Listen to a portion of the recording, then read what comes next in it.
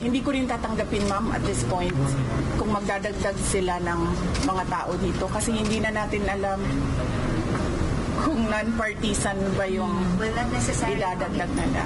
So, siyempre, kaya kami nanditong mga Muslim kasi mahal namin si Duterte. Ayaw namin sa taong walang utang na loob. Nung namatay si Ferdinand Marcos, imbis na bigas ang pababayin, ang pinababa, shabu. Grabe! Lahat ng mga drug lord bumalik dito sa Pilipinas. Lahat ng tao nagsasyabu. Bakit? Pati ang nangunguna sa atin, Pangulo natin, adik. Dadagan, Balita News Update. At sa amin, nakapag-harvest na kami, kakatanim lang eh. So, hindi, buti na lang yung timing, hindi yung bago aanin, nakapag-anin na tayo. So, kung yung season na susunod, with 5,000 pesos.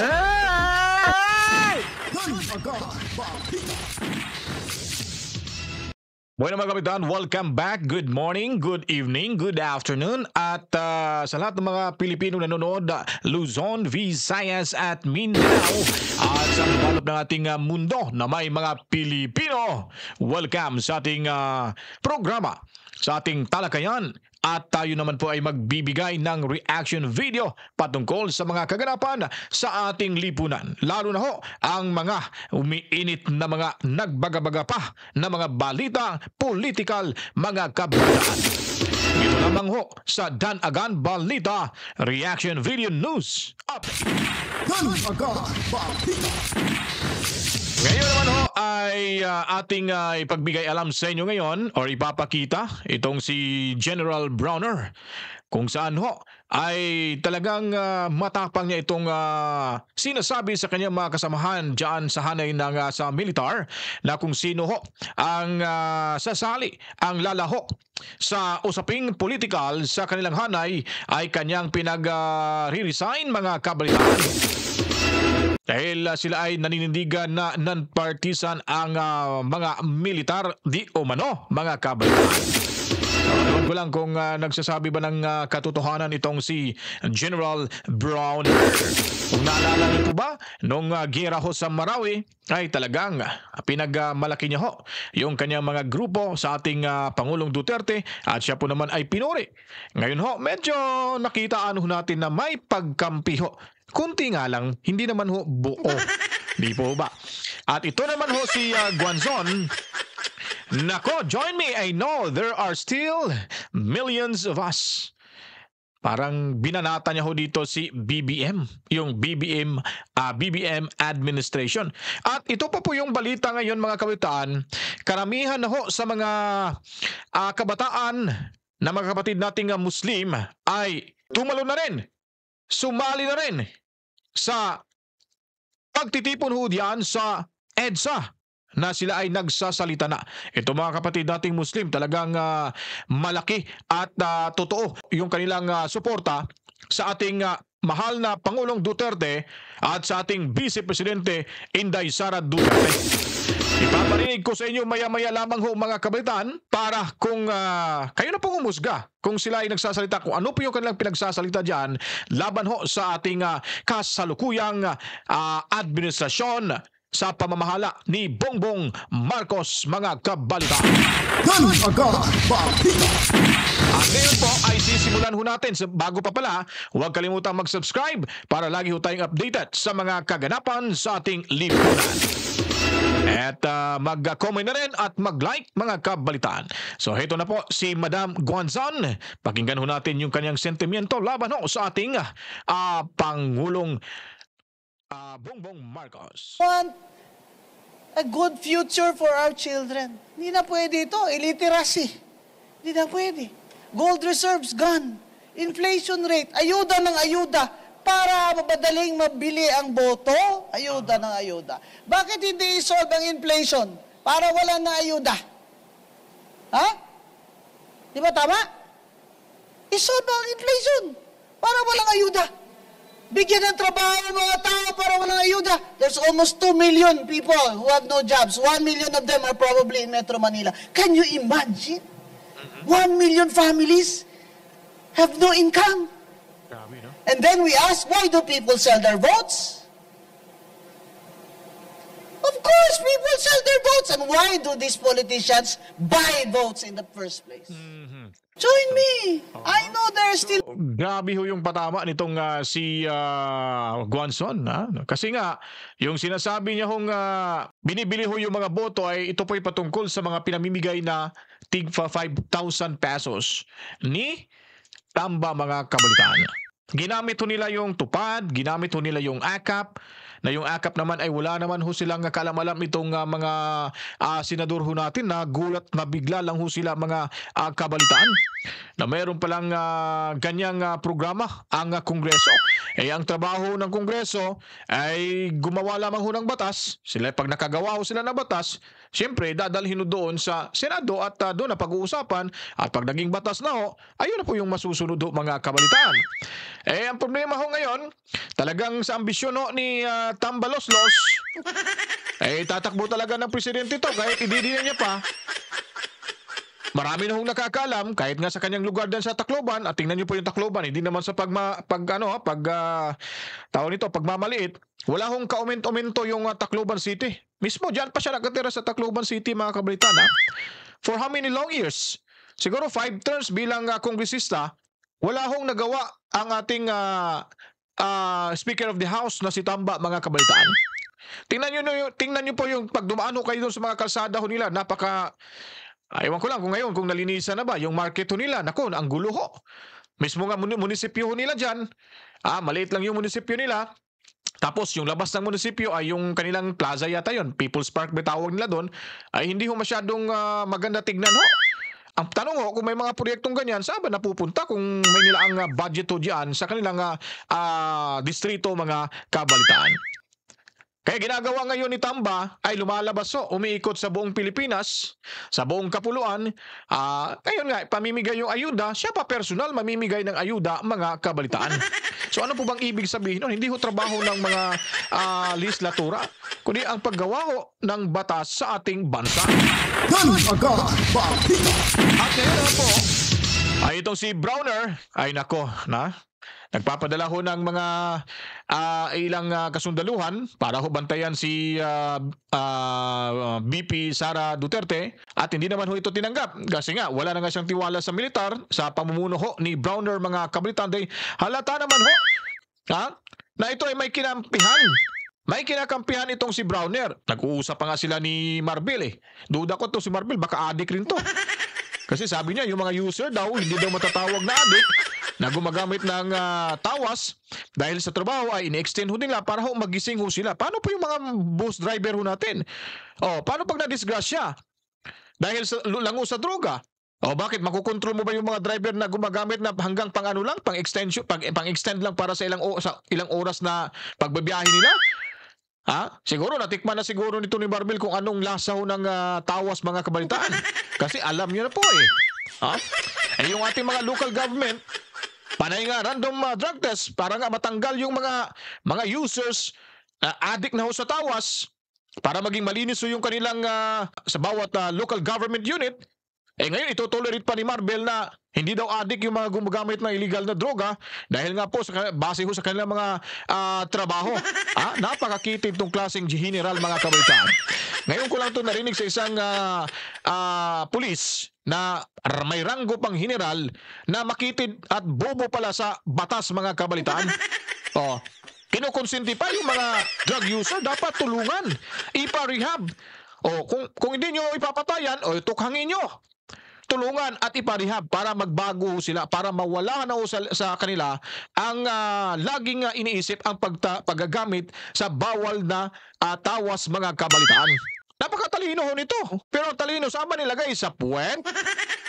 O sa bulsa yung talino nilagay nila? Kasi pag yung talino nilagay sa bulsa, malamang ho, lulubo ho yung kanilang bulsa mga kabalitaan.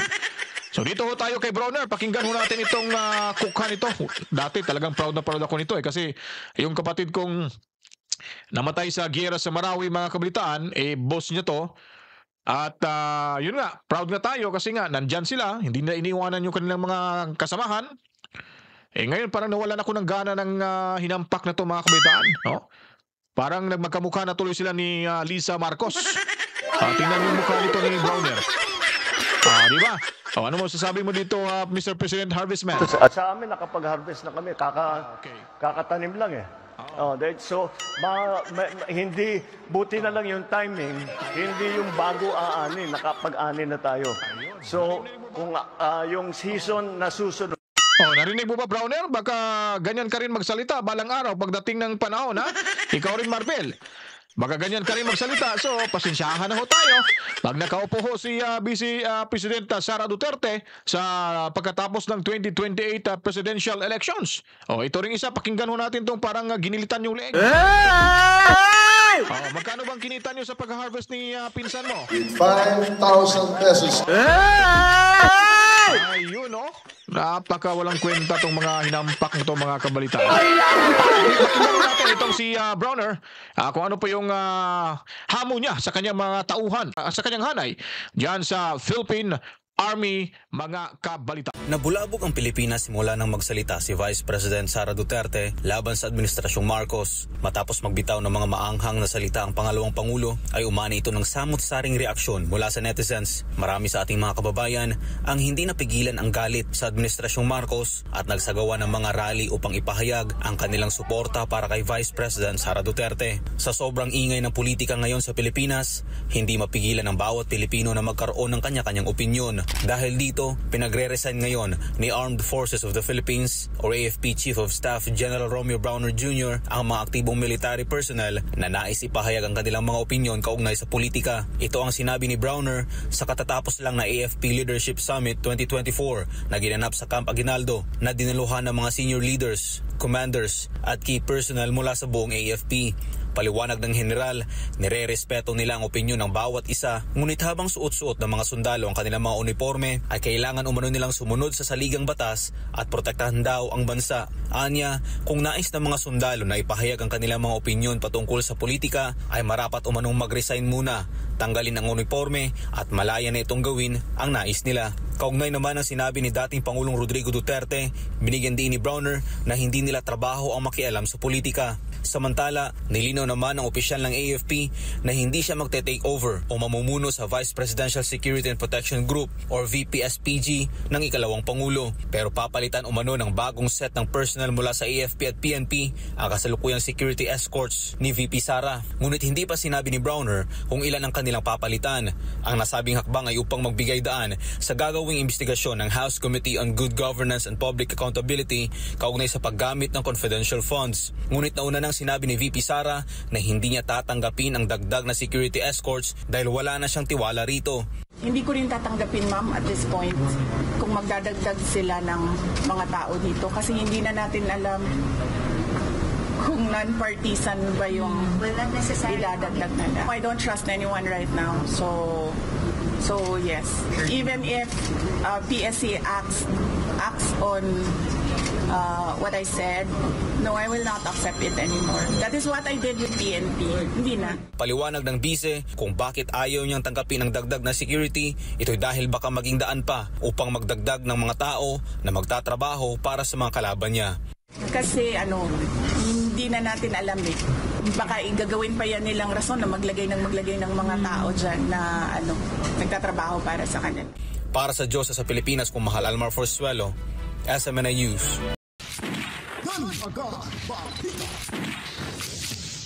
Narinig nyo na po kung ano po yung naging pahayag ng ating Pangalawang Pangulo, Sara Duterte.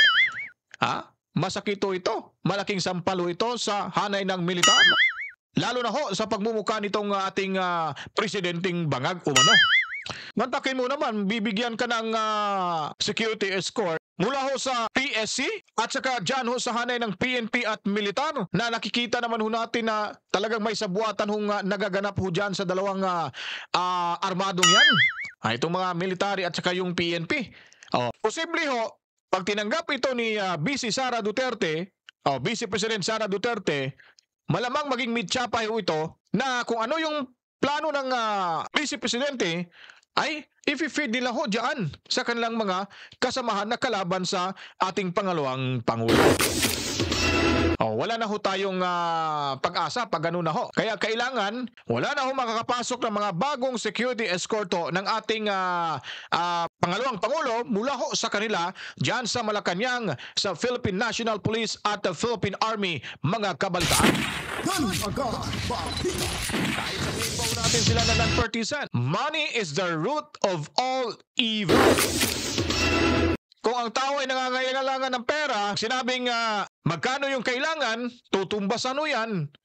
At yun na po ang magiging mitya, mga kabalitaan. Mawawala na ho yung momentum ng ating ng Vice Presidente kung ano ho ang kanyang mga pinagpaplano sa susunod na mga araw sa kanyang pagtatrabaho, mga kabalitaan. Dahil may asset na hong nakapasok mula sa hanin ng militar, PNP at PSC, mga kabalitaan. Kaya huwag niyo pong bulahin itong ating Vice Presidente.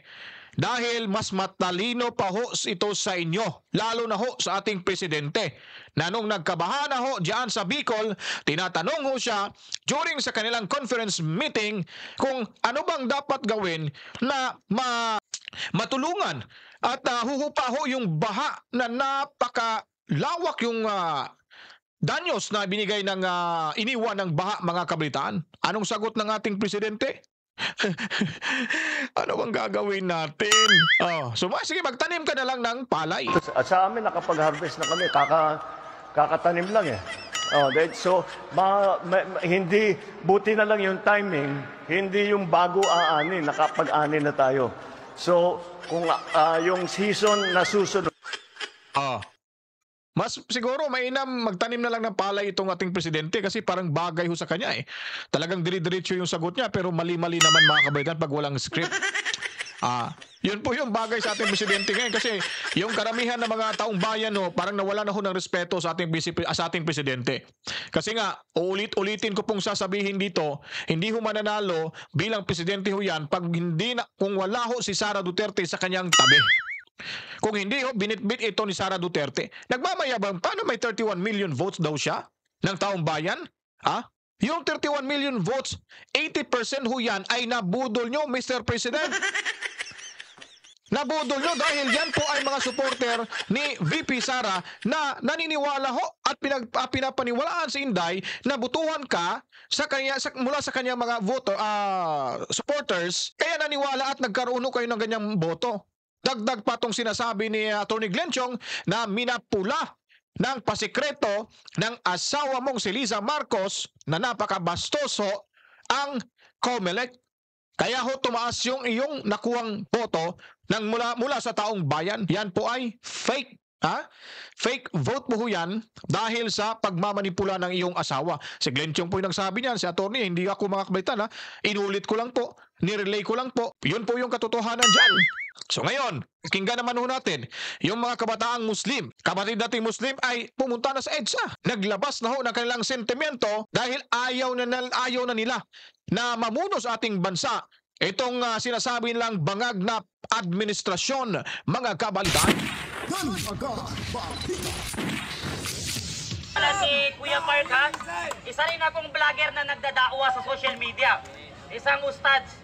So siyempre, kaya kami nanditong mga Muslim kasi mahal namin si Duterte.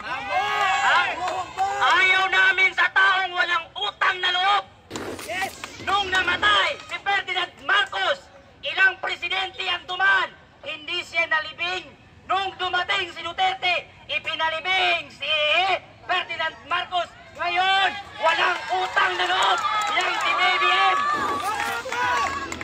Nangampanya si BBM, sabi niya, ang bigas na 1 kilo gagawing 20 pesos. Ngayon, bakit ang 20 pesos naging 60 pesos? Ang bumaba, Shabu. Imbis na bigas ang pababayin, ang pinababa, Shabu. Grabe! Ngayon, kung ano-ano pang pinagsasabi nila kay Duterte, iniimbestigan bakit ka pumapatay. Noong panahon ni Duterte, nagtatago ang mga adik at mga pusher. Ngayon, lahat ng mga drug lord bumalik dito sa Pilipinas Lahat ng tao nagsasyabu. Bakit? Pati ang nangunguna sa atin, Pangulo natin, adik. Yes! Kung sino ang galit kay Duterte, automatic na yan. Pag galit ka kay Duterte, pati ikaw, adik ka. Adik lang ang galit kay Duterte. Adik lang ang galit kay Duterte. Pati ang si Martin Romualdez na parang baboy. Kupal ka! Kupal ka para sabihin ko sa'yo. Pati yung asawa ni BBM na parang zombie kung maglakad. Pare-parehas kayong mga kupal. Kami mga Muslim, lahat ng Muslim sa buong Pilipinas, supporter kami ni Duterte. Hindi kami papayag na mga Muslim na galawin nyo si Inday Sara, pati si Duterte. Loyal kami kay Duterte. Pati ang Senado, galit sa kay Duterte. Ibig sabihin, pati kayong mga nasa Senado, adik? Pati ikaw, Risa Ontiveros. Kung makaimbestiga ka kay Tatay Digong, akala mo Diyos ka. Pero yung 90 billion na kinurakot mo noong nasa PhilHealth ka pa, 90 billion, kinurakot ni Risa Ontiveros. Imbestigahan mo muna ang sarili mo bago mo imbestigahan si Tatay Digong, Risa Ontiveros. Mas masahol ka pa sa COVID-19. Mga yawa kayo.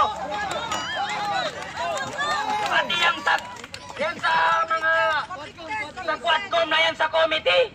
May nalalaman pa kayong pa-imbestiga. Lalo na yung Atras Abante. Si Pastor Atras Abante, kalma lang kayo. Kasi ang taong galit sa pumapatay sa adik, automatic na yan, adik na rin yan. Eh kami, mahal namin si Duterte. Nagpapasalamat kami sa kaming mga ustads kay Duterte. Bakit? Kaming mga ustads, ayaw namin ng adik. Dumating si Duterte, tinatay ang mga adik, kaya malaking pasasalamat namin. Ngayon, lahat kayong galit kay Duterte, matik na yan. Ako na nagsasabi, adik kayong lahat. Thank you very much. Sukran. Ngayon po mga kabataan, nako, nagtipon-tipon na rin. Sumama na rin yung mga kabataang Muslimo natin dyan sa Mindanao upang magbigay ng suporta at naghahatid ng mga impormasyon. Parang hindi na ho nila katanggap-tanggap itong pangyayari ho sa ginawa ho ng administrasyong Marcos sa ating pangalawang Pangulo, Inday Sara Duterte. Yung pagpapakita ho nila ng suporta dyan ay hindi ho yan na sinasabing bayaran ho sila dyan. May nagsasabi, pati pulis ha. Yung pulis, non-partisan ho yan, pero sinasabing pinapakita lang namin sa media na may bayaran na nangyayari. Ganun-ganun. Kung may bayaran, anong paki nyo kung may bayaran ho dyan? Tapos papaimbestigan, ano bang kasong isasampa nyo kung may allegation na may bayaran na nangyayari para dumami yung dumalo dyan sa pagtitipon-tipon sa EDSA? Ha? Napakakitid ng mga kukutin itong lalo na yung spokesperson na babae. Sarap sampalin mga kabalitaan. Kung wala lang baril at saka sarap sampalin. Kaso lang may baril, baka mabaril ho tayo. Ha? Baka takbo tayo na parang kanggaro. Di ba? Sasabihin pa na pagpalagay na lang ho natin may nangyaring bayaran pero hindi ho lahat. Siguro baka strategy yan ng mga grupo ho ni yung supporter ni Bongbong Marcos pupunta doon may congressman na magbibigay ng budget ito 10,000 ha, ipakita nyo, videohan nyo, tapos sabihin nyo ito bayad nila to, ipakita nyo, bibigay kayo ng pera para ho ma-divert ho natin yung attention ng mga tao at mapapaniwala natin na ito hindi totoong pagtitipon kasi binabayaran yung mga tao dyan, mga kabalitaan. Ha? Wala, lumang tugtugin na ho yung mga discarding yan. Sino pa ba ang tatanggap ng pera? Kung totoo man ang kanilang pinaglalaban. Siguro tatanggap ng pera yung mga tao na mula sa inyo na kunwari ay nagbibigay kayo ng tulong, tatanggapin ho talaga yan kasi pera ng taong bayan ho. Di po ba? Nakakahiya na ho talaga itong Kongreso. Itong Malacanang, nakakahiya na ho talaga. Lalo na ho yung PNP at Philippine Army. Napakawalang mudo na ho. Nasisilawan ho, natatakpan ho yung kanilang mga mata sa kumikinang na mga papel na nasa loob ng sobre mga kabalitaan. Kaya yung prinsipyo nila nawawala. Walang problema. Kung ako sa militar, ito na, pinagpaparesign na nga, no?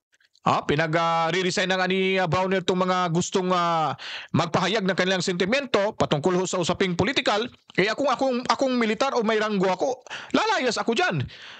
Ipapakita ko yung suporta at lalapitan ko si Inday Sara. Pag nanalo, kami ay babalik. Ganun lang ho yan, mga kabalitaan. Kasi dyan ho sa yung tinatawag ho nilang non-partisan, mga kabalitaan, dyan ho na iipit yung mga militar na gusto hong magpakita ho ng simpatsya sa taong bayan. Kasi nga, sinasabi nila nga sila, non-partisan, wala nga silang kinakampihan. Kasi bansa ho yung kanilang pinaglilingkuran. At mantakin mo yung chief of staff dyan, yung militar, yung General Browner, palagi ho yan sa Malacanang. Di po ba? O tapos sasabihin non-partisan. Kung isang mando lang ng Malacanang, General, ito yung pera, sa inyo na yung lahat yan. Ikaw nang bahala sa tauhan mo. Sabihin mo kung anong gusto mo sabihin na hindi against sa Malacanang. Gagawin at gagawin ho yan ni Browner, mga kabalitaan. Sino bang nakakaalam? Sila lang nag-uusap doon. Ngayon, nakita nyo naman nung tinamaan ng bagyo ang Pilipinas sa Bicol. Tinanong si Presidente, anong dapat nating gawin? Aba, kumamot ang ulo ang bangag. Aba, tinanong siya kung anong dapat gawin. Kasi ang mga tao sa Bicol namamatay na dahil sa baha. Ngumiti lang ang bangag. Anong dapat natin gawin? Kung hindi ka mo naman bangag, ikaw ang presidente pero hindi mo alam kung paano mag-solve ng community. Hindi mo alam kung paano mag-solve ng problema sa bansa. Ngayon, sasabihin ng mga media, kaya lang kayo nandyan, bayaran kayo eh. Hoy, media-medyahan, walang bayaran dito. Mahal namin ang pamilya Duterte. Bakit? Ayaw namin ang adik, kaya mahal namin si Duterte. Duterte, maganda siya magpatakbo ng lugar at ng ating bansa. Noong panahon ni Duterte, napakaganda pumunta ng ibang bansa, ipagyabang na isa kang Pilipino. Pero ngayon, nakakahiya na maging isang Pilipino sapagkat meron tayong Pangulong bangag. Noong panahon ni Duterte, yang Manila Bay, puno ng basura. Dumating si Duterte, yang Manila Bay, parang sa ibang bansa na beach. Ang daming namamasyal. Ngayon pumalit si Bangag, parang siyar na naman ulit. Panahon ni Duterte, ang mga adik nagsitaguan. Ngayon bumalik ang adik na naman na presidente, lahat ng adik bumalik na naman. Nangampanya si Bongbong Marcos, anong sabi niya? Pag ako ang nanalo, 25 lang ang isang kilong bigas. Naupo ang Bangag, ang bigas ngayon 60, ang Cebu bumaba. Ang pangako niya, bigas ang bababa. Ngayon siya ang naupo, mumahal ang bigas, bumaba ang Cebu. Grabe naman yan. Ngayon, tignan nyo naman ang mga binoto nating Senado na mga alagad ni Presidente Marcos Bangag Jr. Kung makaimbestiga sila kay Sara Duterte, nung humihingi si Sara Duterte ng pondo, abay si Ira Hontiveros, yung si Risa Hontiveros, kung makaimbestiga, akala mo naman anghel. Ikaw ang tanungin namin ni Risa Hontiveros, yung kinurakot mo, yung ninakaw mo, na 90 billion sa PhilHealth, saan mo pinunta? Tapos kung makaimbestiga ka, akala mo malinis ka? Isa kang crocodile na malaki. Tapos siyang si Tambaluslos naman, Martin Romualdez na parang elepante. Yang laki ng tiyan mo, bawasan mo bago ka magpresidente. Wala nang uupo sa inyo, kaya lang kayo naupo sa Senado at sa Presidente dahil sa kay Sara Duterte. Kung hindi lang kayo dumikit kay Sara Duterte, kahit kadawat hindi nyo makuha. Oo, wala kayong makukuha, wala kayong utang na loob. Yang tatay ni Marcos na si Ferdinand Marcos, ilang presidente ang dumaan namatay ang tatay mo, hindi nila nailibing. Kasi ayaw ng taong bayan. Dumating si Duterte sa pagkapangulo, ipinalibing ang tatay mong bangag ka. Ngayon, ikaw ay dumikit kay Sara Duterte, nanalo ka dahil sa kawalang hiyan mo at wala kang utang na loob. Nung naupo ka, tinrider mo ang pamilya Duterte. Ngayon, lahat ng anti-Duterte, alam nyo na ang meaning yan. Ibig sabihin, adik yan. Pag ang tao galit sa kay Duterte, adik yan. Pag ang Senado galit kay Duterte, adik yan. Pag ang mga congressman sa representative ng House Committee galit kay Duterte, adik din yan. Kaya lahat ng galit kay Duterte, ayaw kay Duterte, matik na yan, adik yan lahat, pati ang kanilang Pangulo. Diba? Kaya ito ang sigawan namin. Lahat kaming nandirito, galing sa iba't ibang panig sulok ng Pilipinas. Isa lamang ang sigaw namin, Marcos Demonyo! Kung mag-resign ka na, huwag kang magpa-under sa asawa mong parang zombie kung maglakad. Huwag ka rin magpa-handle dyan sa pinsan ng asawa mong parang baboy na si Romualdez. Huwag kang magpa-handle dyan sa asawa mong zombie kung maglakad.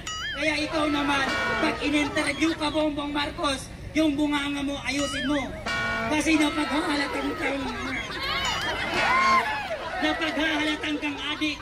Kasi pag in-interview ka, ngayon, ipapapatay niyo pa ang aming mahal na Vice Presidente? Nagkakamali kayo dyan.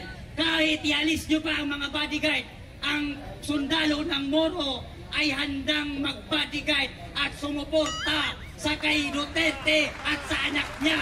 Kaming mga Muslim, handa kaming magpakamatay para sa pamilya ni Duterte. Dahil dyan, mag-resign na kayong lahat dahil wala kaming mapapala sa inyo. Puro kayo bangag, puro kayo adik, puro kayo bobo. Bobo, malaking bobo, hindi small. Big bobo. Okay.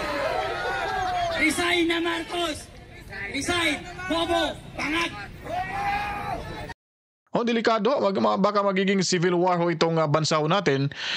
Kasi nga sa kapabayaan ng ating Pangulo, Pangulo ng Militar at ng PNP ay talagang nagkaroon ho sila ng kuntsabahan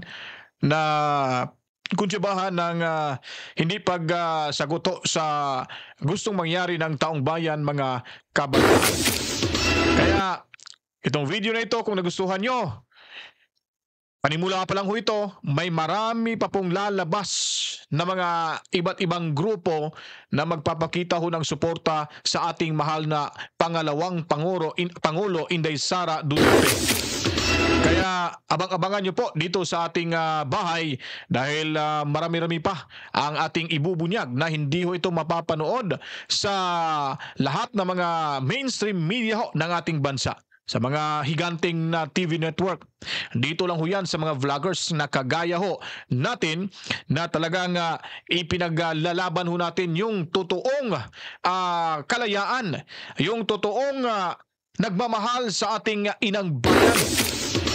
May malasakit sa mamamayang Pilipino at lalo na ho, hindi kurakot sa pera ng taong bayan, mga kabalitaan. Kaya abangan niyo po ang susunod na kabanata. Ako'y magpapaalam na. Maraming salamat sa inyo. Huwag kalimutang mag-subscribe para lagi kayong updated sa mga kaganapan sa ating lipunan. Kita-kits sa susunod pang mga videong i-upload natin dito sa ating munting bahay. To God be the glory. Mwah mwah. Chip chip. Peace out.